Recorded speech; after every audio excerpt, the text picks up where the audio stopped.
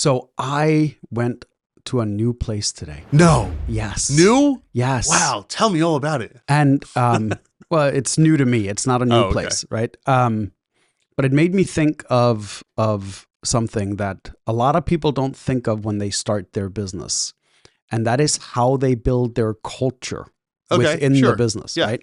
Yeah. So, like, I was thinking about it. So the place I went was Amazon Fresh, right? First time ever inside of an Amazon Fresh. Really? Yeah. Oh, they're cool. Oh, not only are they cool, like I love the whole cart thing and that Yeah. I'm just scanning, putting it in my bags and then literally walk out and it goes bling, Yeah. right? Like, so the technology part is cool. But as I'm walking through the store, every single employee that you walk by says, "Good morning. How are you doing? Is there anything I can help you with?" Yeah. Like, you know where they got that from? Trader Joe's. Well, yeah. Go to Trader Joe's. Same thing. Correct. But I think it goes above and beyond that, right? Have you ever had to call Amazon customer support? Call? I don't think so. Have you ever had to call because you got the wrong item? No, or usually it's over text or chat or something, but they're always polite. They're always polite. Yeah, always they're very polite. always super helpful, right? Like Chick-fil-A. Correct. My pleasure. Right? So, but I think that has been built into the Amazon brand from like day one, right? And I think it's interesting to see, even though it's not Amazon corporate or Amazon headquarters or some call center, like now it's an Amazon Fresh. It's a grocery store.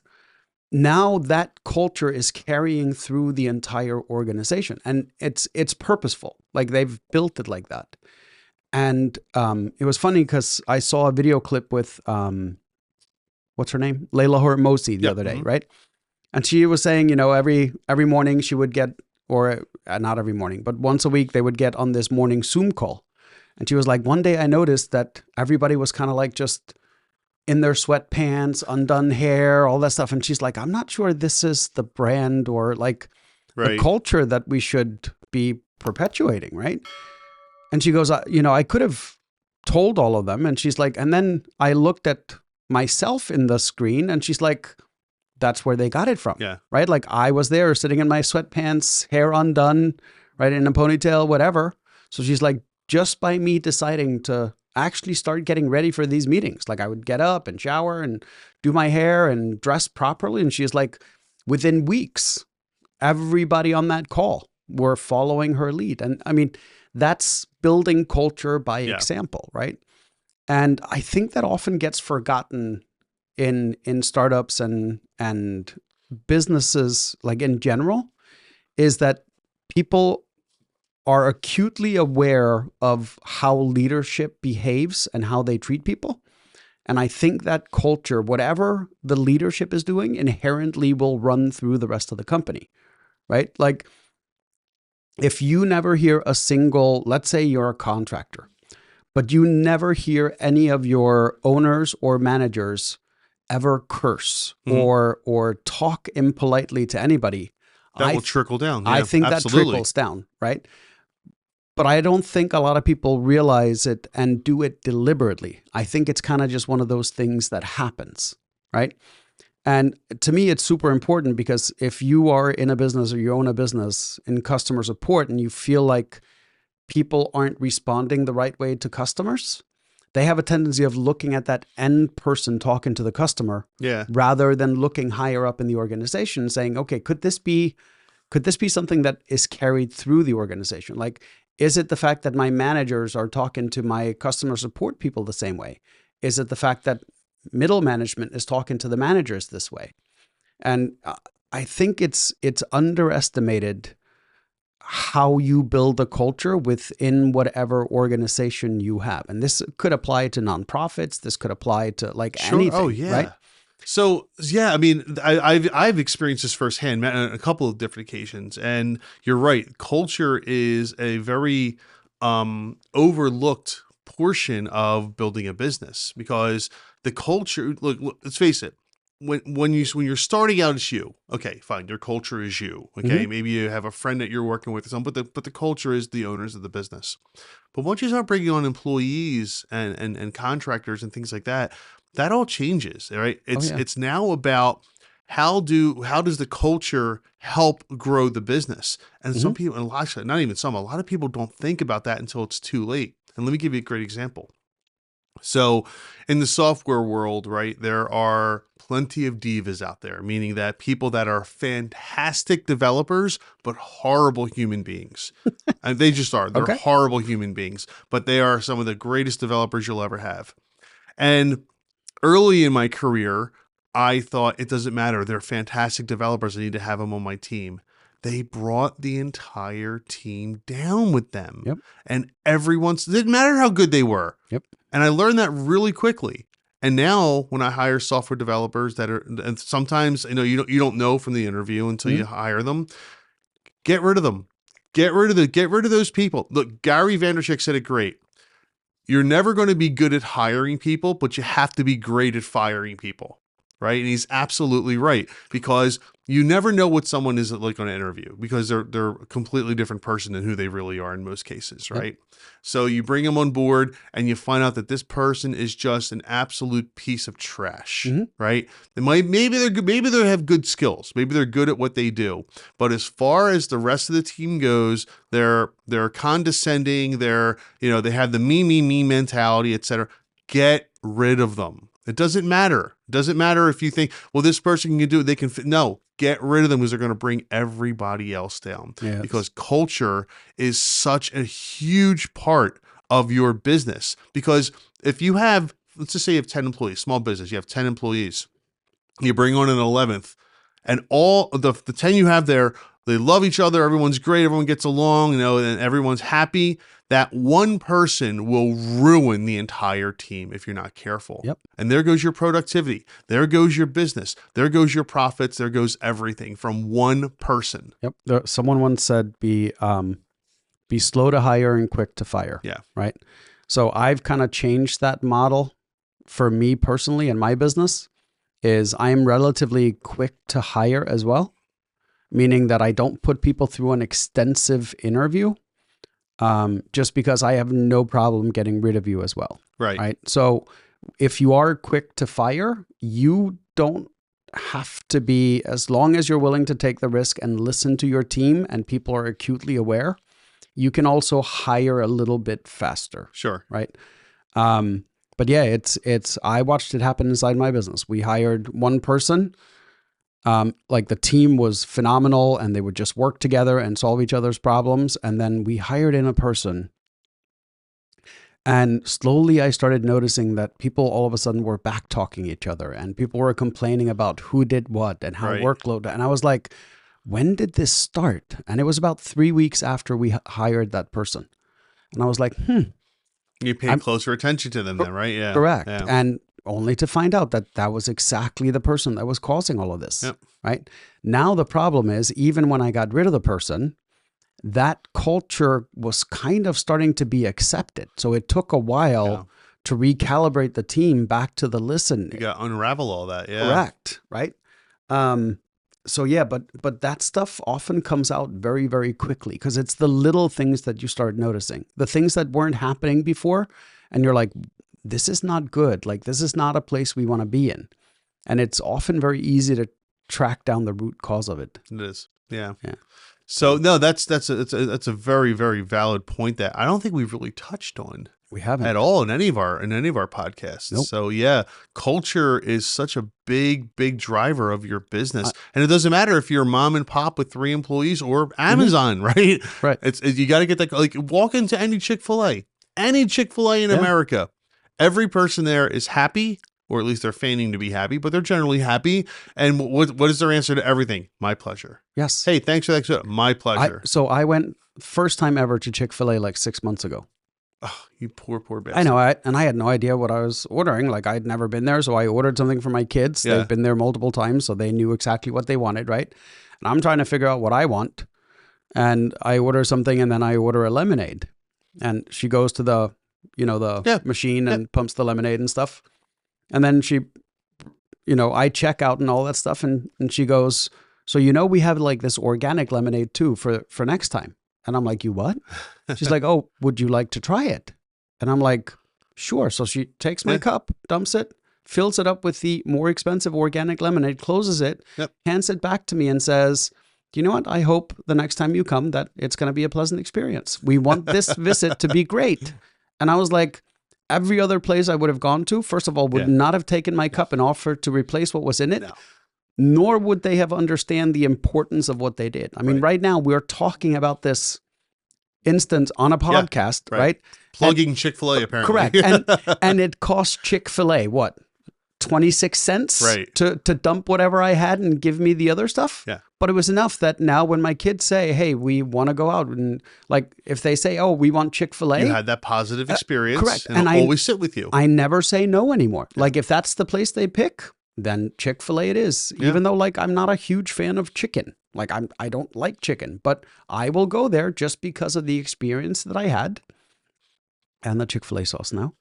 But just because of that experience makes me no longer try to talk my kids out of going there. So like whatever pennies they spent on that customer experience. Huge. It's huge. Yeah. See, that's key. You said the right thing, the pennies, right? So many people think that building a business is based off huge marketing budgets where you got to be in front of everybody 24 hours a day. Maybe at first you have to have some of that to get people in the door. But once they get in the door, treat them like human beings. Be good to them. Be kind. Be helpful. Right? I actually, an hour ago, I was on the phone. Long story, but I was on the phone with an oil company trying to get a place in the middle of Pennsylvania had to get oil refilled, and it had to do with one of my clients. And I'm trying to help them out, get this thing taken care of. And the guy on the phone was the nicest guy, et cetera, et cetera. And he's like, oh, I know that property. The girl that was there before, who was a former employee of my client, she was really hard with us. She was really rude. And there wound up being like $102 bill that she didn't refuse to pay because she got into an argument with them, refused to pay this bill. And the problem with that is these guys are the kind of guys that will go out of their way. Hey, your oil's low. We're going to come out right now and make sure it gets filled so there's no frozen pipes or anything like that. There's not a lot of companies that will do that. And for $102, she completely destroyed that relationship. And I was able to fix it just now, which was great. But people don't recognize how important it is to be friendly and as a business owner. So these guys, they were great. They were friendly. They understood. They were like, "Hey man, we'll take care of it. No problem. We got you. The past is the past. You're new people now." These guys know how to run a business, right? They know how to run a friendly, open, honest business. I always tell all of my employees is, nobody misses the big stuff, right? Like if you go to a restaurant and the food is horrible, you don't miss that, right? What people tend to miss as business owners are the little things. It is, you could go to a restaurant, have a pretty horrible meal, but you still walk out of there with a positive experience because the atmosphere, the staff, right? And I hear it all the time, like, oh, the food isn't great, but the service is awesome, right? Right. And same thing. Can it happen the other way around, that you have an awesome meal and horrible service? Yeah. Which one are you going to go back to if you have to pick? Oh, I know this answer because we've had the review discussion before. I don't leave a lot of reviews for things. Maybe I should. I don't know, but I don't believe in them as much because things.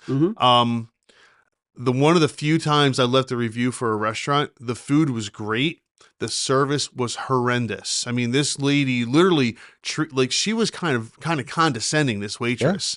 And that's what I left the review about. I was like, food was great. Service was horrific. Here's what happened, blah, blah, blah. We see it all the time. Like I'm never going back there. No, but part of what we do when we take on a new client, for example, is we literally go to their Google Business Profile.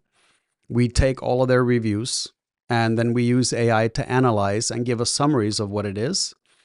The most common 1- and 2-star reviews have nothing to do with the product that they went to purchase. Isn't that crazy? I know this. The vast majority of them is about how they were treated. Yeah. So their experience rather than the actual end product. Yep. And it is so easy to fix. Right? Like it's so easy to fix if you are deliberate about how your culture is and what you are willing to accept and not accept from employees. But there is one exception to that rule when it comes to restaurants. Do you know what it is? Yeah, the Insult Restaurant in Vegas. Dick's Last Resort. Is that what it's called? Yeah. Myrtle Beach. I think Myrtle Beach was the first one. If you've never gone there, it's spectacular. But it's so great. But it still is, though, because the experience is the insult, right? So like they deliver a phenomenal experience. It really is. In a really the food's just okay. Right. The food it's bar food, really. You go there for the experience, man, the experience is it's so great. I very, very quick story on that. So the first time I went to Dick's Last Resort was the one in Myrtle Beach, and my buddy and I, we were working for a company, and we were both put in places. We were there for colleges. We were going to visit colleges and doing things. He was at a college that was about an hour and a half south of Dick's Last Resort, and I was the one that was about an hour north. So we decided we're going to meet in Myrtle Beach, and we were looking for food, and someone had recommended Dick's Last. Now we didn't know what we were getting into, but someone had recommended Dick's Last Resort, and we walk in there, and the chaos just ensued. It was fantastic. And they like throw stuff at you, call you all kinds of names. They give you these funny hats with like funny sayings on them. But the greatest part was outside of this one in Myrtle Beach is like this moat area, right? And I had when you order a chicken, they give you a chicken, like a whole like little bird, right? And I couldn't eat the whole thing. And this guy comes walking, not even our waiters, comes walking by. He goes, "Are you done with that?" I'm like, "Yeah." He goes, "Pick it up." I'm like, "He goes, pick it the hell up!" He's yelling at me like, "Cool." So we pick it up. He goes, "Follow me." I'm like, "All right." And my buddy and I, we follow him outside, and we're over the moat. And he says, "Throw it in there." I'm like, "What?" He goes, "Throw it in there." I throw it down, and this alligator comes out and just chomps it. It was spectacular. Wow. It was the coolest thing, man. But and I'll never forget that. And anytime I have a chance, I will go to Dick's Last Resort because of that. Because it's all about the horribly bad good service. Yes, the horribly bad good service. Yes. Yeah, By the way, don't ask for napkins. No. They will bury you with napkins. Oh, Thousands of napkins will become flying at your table. But yeah, so once again, it comes back to, but that's a purposeful built culture, right? And I'm pretty sure even they have things that are like off limits. Oh yeah. But yeah, so if you're starting a business, if you're working on things, as much as you focus on your product and your deliverable, focus on how it's delivered. Because that is where it's the same thing as,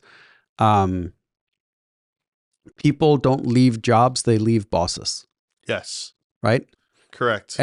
And that's pretty much what it is. So it's not only about client retention, it's also about if you have good culture, good bosses, you will keep good people for longer. Yep. As long as you're willing to get rid of the bad seeds. And don't forget, people think, "Oh, we'll just find new people." You got to train them. Oh yeah. You got to hope that they're good, and you got to go through the interview process. Yep. That person leaves today. There might not be another person in that spot for a month, 2, 3 months maybe. And once they get in that spot, it's going to be at least a month or two before they're productive. And I can tell you when it starts getting challenging is when you have a decent customer that complains about a really good employee. Yeah. And I was amazed the first time I got a complaint about one of my employees, and I get on the phone and I'm like, okay. I listened to the person's complaint and I said nothing. I just waited and listened. And when she was done, I asked her, like, do you want me to resolve this? And she goes, yeah. I'm like, okay. I can tell you that I can replace you very easily as a customer. But this employee is a rock star and you are the very first person ever to complain. Yeah. And I doubt that it's an employee problem. I have a feeling this is a customer problem. So I would appreciate if you just went elsewhere and you wouldn't come back. Yeah.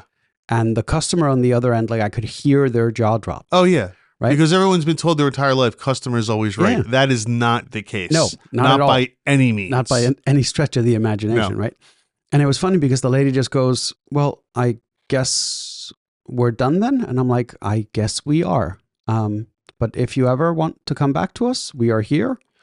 If this was a misunderstanding and you think about it and you decide to come back to us, we're here.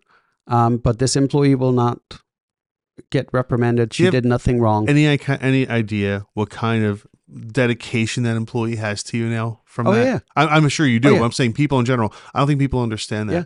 That employee is completely loyal to you forever. She kept being a rock star employee. Yeah. And when I went out and I explained to her what just happened, not only was she a phenomenal employee moving forward, she also, that was the thing she talked about with friends and family and other employees. And one of our core values as a business is that we have each other's back, right? Yeah. So if I don't have their back, how would I expect them to have mine, right? If that employee was wrong, it would have been a different thing. But in this case, she was 100% correct in how she did things. And there was no way that I was going to let a customer bring down her morale nor the culture of our business. Completely agree. You have a good employee, and people pay attention to this. You have a good employee and a customer complains about them, that's not necessarily the employee's fault. Nope. And sometimes you have to think about getting rid of the customer before getting rid of the employee. Because you're right, you can replace the customer many times faster than you can replace the employee. Replace the employee. If you like what you saw in the clips, don't forget to subscribe as well. Let us know what you think by leaving some information in the comments.